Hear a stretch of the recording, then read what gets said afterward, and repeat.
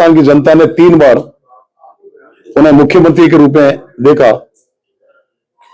जो अशोक गहलोत बिहार के मुख्य ऑब्जर्वर थे और जहां जनादेश कांग्रेस के खिलाफ गया तो उन्होंने पूरा का पूरा आरोप एसआईआर के ऊपर, वोट चोरी के ऊपर लगाया।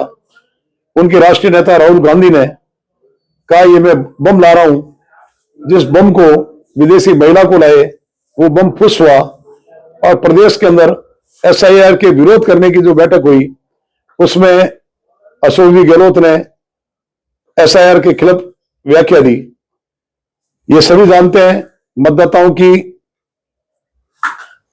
पुनर्निरीक्षण एक प्रक्रिया होती है और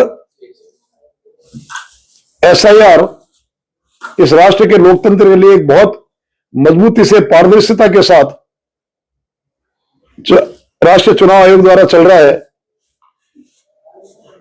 अपने मुंह से विरोध करने वाले कथनी और करनी का अंतर अगर कोई देखना चाहता है तो कल आप लोगों के सामने उन्होंने ये कहा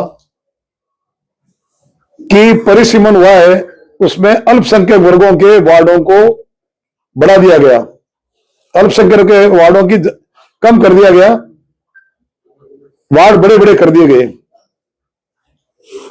बेहतर होता जब 2 बोर्ड उन्होंने बढ़ाए और कितने अल्पसंख्यक सवापुरा के अंदर पार्षद बने और एक एक वार्ड की संख्या भी अगर वो बता देते थे, 2,000, 3,000, 4,000 वार्ड केवल वर्ग विशेष को लाभान्वित करने के लिए किया गया।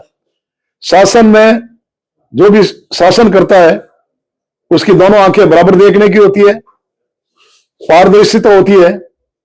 आज राष्ट्रीय सरकार भारतीय जनता पार्टी की और प्रदेश की सरकार, चुनाव आयोग एक निष्पक्ष संस्था है और उस निष्पक्ष संस्था के तहत जो भी यहां एक बोर्ड बना और बोर्ड के अंदर जो सीटें हुई लगभग आप देखेंगे कि सभी वार्डों के अंदर 10%, 15% सीटों का किसी कारण से अंतर रहा होगा।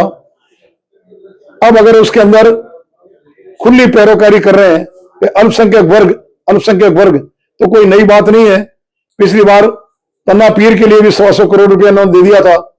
कोरोना के अंदर इन्होंने जिस प्रकार वर्ग विशेष को रो अफजार खजूर बांटे, राशन की सामग्रियां 3-3 बार गई, सूबे के मुखिया रहे व्यक्ति के मुंह पे यह शोभा नहीं देती।